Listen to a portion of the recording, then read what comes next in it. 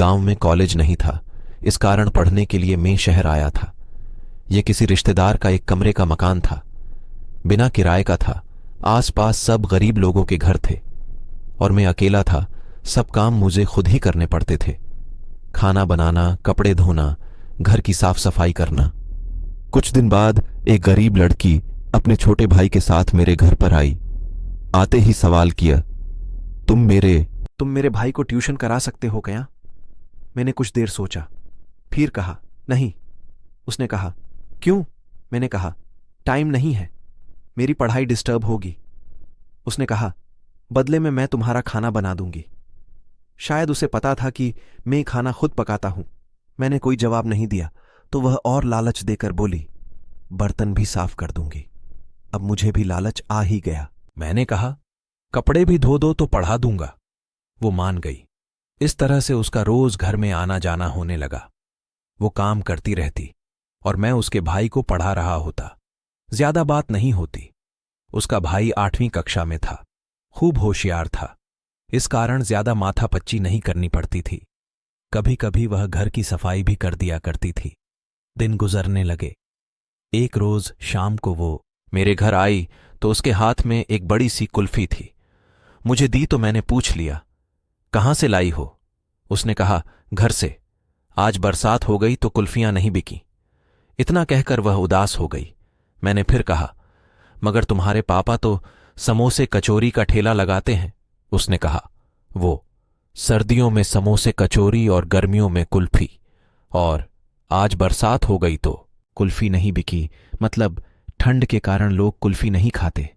ओह, मैंने गहरी सांस छोड़ी। मैंने आज उसे गौर से देखा था। गंभीर मुद्रा में वो उम्र से बड़ी लगी, समझदार भी, मासूम भी। धीरे धीरे वक्त गुजरने लगा।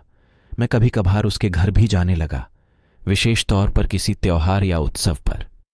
कई बार उससे नजरें मिलती तो मिली ही रह जाती, पता नहीं क्यों। ऐसे ही समय बीतता गया। इस बीच कुछ बातें मैंने उसकी भी जान ली कि वो बूंदी बांधने का काम करती है। बूंदी मतलब किसी ओढ़नी या चुनरी पर धागे से गोल गोल बिंदु बनाना। बिंदु बनाने के बाद चुनरी की रंगाई करने पर डिजाइन तैयार हो जाती है। मैंने बूंदी बांधने का काम करते उसे बहुत बार देखा था। एक दिन मैंने उसे पूछ लिया, ये काम तुम क्यों करती हो? वह बोली, पैसे मिलते हैं। क्या करोगी पैसों का? इकट्ठे करती हूं। कितने हो गए? यही कोई 6-7 हजार। मुझे 1000 रुपये उधार चाहिए, जल्दी लौटा दूंगा। मैंने मांग लिए। उसने सवाल किया, किस लिए चाहिए? कारण पूछोगी तो रहने दो। मैंने मायूसी के साथ कहा। वो बोली, अरे मैंने तो ऐसे ही पूछ लिया, तू मांगे तो सारे दे दूं।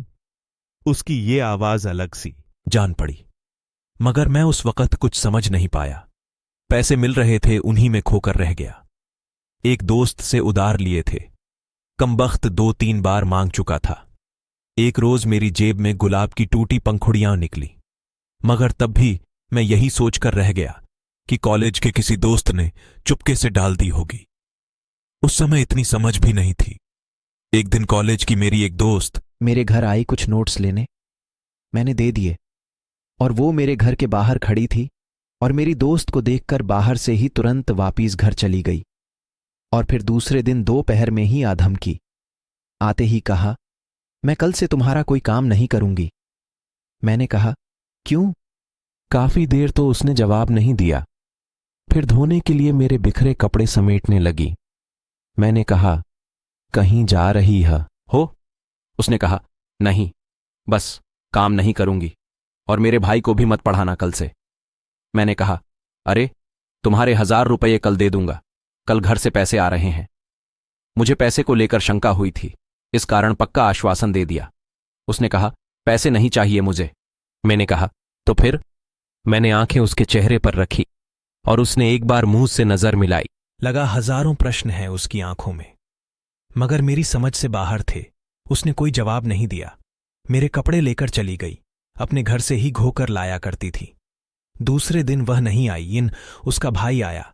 मैंने जैसे तैसे खाना बनाया, फिर खाकर कॉलेज चला गया। दोपहर को आया तो सीधा उसके घर चला गया, ये सोचकर कि कारण तो जानूं काम नहीं करने का। उसके घर पहुंचा तो पता चला कि वो बीमार है। एक छप्पर में चारपाई पर लेटी थी, अकेली। घर में उसकी मम्मी थी जो काम में लगी थी। मैं उसके पास पहुंचा तो उसने मुंह फेर लिया करवट लेकर। मैंने पूछा, दवाई ली क्या? नहीं, छोटा सा जवाब दिया बिना मेरी तरफ देखे। मैंने कहा, क्यों नहीं ली? उसने कहा, मेरी मर्जी। तुझे क्या? मुझसे नाराज क्यों हो, ये तो बता दो। तुम सब समझते हो। फिर मैं क्यों बताऊं? कुछ नहीं पता, तुम्हारी कसम। सुबह से परेशान हूं, बता दो। नहीं बताऊंगी, जाओ यहां से। इस बार आवाज रोने की थी। मुझे जरा घबराहट सी हुई। डरते डरते उसके हाथ को छूकर देखा तो मैं उछल कर रह गया। बहुत गर्म था। मैंने उसकी मम्मी को पास बुलाकर बताया। फिर हम दोनों उसे हॉस्पिटल ले गए। डॉक्टर ने दवा दी और एडमिट कर लिया। कुछ जांच वगैरह होनी थी, क्योंकि शहर में 1-2 डेंगू के मामले आ चुके थे। मुझे अब चिंता सी होने लगी थी। उसकी मां घर चली गई उसके पापा को बुलाने। मैं उसके पास अकेला था। बुखार जरा कम हो गया था। वह गुमसुम सी लेटी थी, दीवार को घुर रही थी एक तक। मैंने उसके चेहरे को सहलाया तो उसकी आंखों में आंसू आ गए और मेरे भी। मैंने भरे गले से पूछा, बताओगी नहीं? उसने आंखों में आंसू लिए मुस्कुराकर कहा, अब बताने की जरूरत नहीं है। पता चल गया है कि तुझे मेरी परवाह है ना? मेरे होठों से अपने आप ही एक अल्फाज निकला, बहुत। उसने कहा, बस अब मैं मर भी जाऊं तो कोई गिला नहीं। उसने मेरे हाथ को कसकर दबाते हुए कहा। उसके इस वाक्य का कोई जवाब मेरे लबों से नहीं निकला, मगर आंखें थीं जो जवाब को संभाल ना सकी। बरस पड़ी। वह उठकर बैठ गई और बोली, रोता क्यों है पागल? मैंने जिस दिन पहली बार तेरे लिए रोटी बनाई थी उसी दिन से चाहती हूं तुझे। एक तू था पागल। कुछ समझने में इतना वक्त ले गया। फिर उसने अपने साथ मेरे आंसू भी पोंछे। फिर थोड़ी देर बाद उसके घर वाले आ गए। रात हो गई थी। उसकी हालत में कोई सुधार नहीं हुआ। फिर देर रात तक उसकी बीमारी की रिपोर्ट आ गई। बताया गया कि उसे डेंगू है, और ये जानकर आग सी लग गई मेरे सीने में।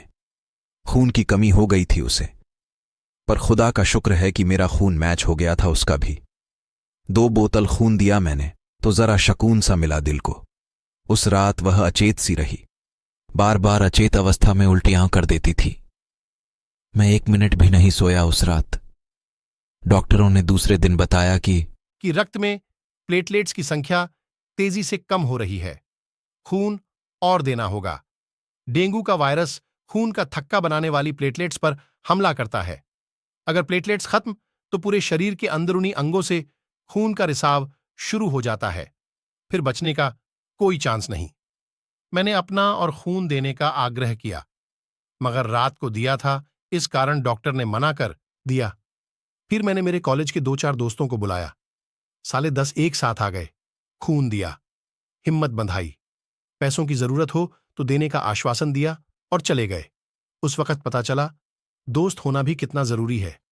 पैसों की कमी नहीं थी, घर से आ गए थे। दूसरे दिन की रात को वो कुछ ठीक दिखी, बातें भी करने लगी। रात को सब सोए थे, मैं उसके पास बैठा जाग रहा था। उसने मुझे कहा, पागल बीमार मैं हूं, तू नहीं। फिर ऐसी हालत क्यों बना ली है तुमने? मैंने कहा, तू ठीक हो जा, मैं तो नहाते ही ठीक हो जाऊंगा। उसने उदास होकर पूछा, एक बात बता। मैंने कहा, क्या?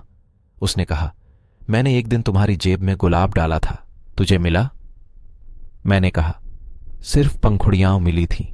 हां। उसने कहा, कुछ समझे थे? नहीं। क्यों? सोचा था कॉलेज के किसी दोस्त की मजाक है। और वो रोटियां कौन सी? दिल के आकार वाली। अब समझ में आ रहा है। बुद्धू हो? हाँ। फिर वह हंसी, काफी देर तक, निश्चल मासूम हंसी। कल सोए थे क्या? नहीं। अब सो जाओ, मैं ठीक हूं, मुझे कुछ ना होगा। सचमुच नींद आ रही थी, मगर मैं सोया नहीं। मगर वह सो गई, फिर घंटे भर बाद वापस जाग गई। मैं ऊँघ रहा था। सुनो, हाँ, मैं नींद में ही बोला, ये बताओ, ये बीमारी छूने से किसी को लग सकती है क्या? नहीं, सिर्फ एडीज मच्छर के काटने से लगती है। इधर आओ। मैं उसके करीब आ गया। एक बार गले लग जाओ। अगर मर गई तो ये आरजू बाकी न रह जाए। ऐसा ना कहो प्लीज। मैं इतना ही कह पाया। फिर वो मुझसे काफी देर तक लिपटी रही और सो गई। फिर उसे ढंग से लिटाकर मैं भी एक खाली बेड पर सो गया। मगर सुबह मैं तो उठ गया और वो नहीं उठी, सदा के लिए सो गई। मैंने उसे जगाने की बहुत कोशिश की थी, पर आंखें न खोली उसने। वो इस संसार को मुझे छोड़कर इस दुनिया से जा चुकी थी, मुझे रोता बिलखता छोड़कर। अगर कहानी पसंद आए तो शेयर और कमेंट जरूर करें।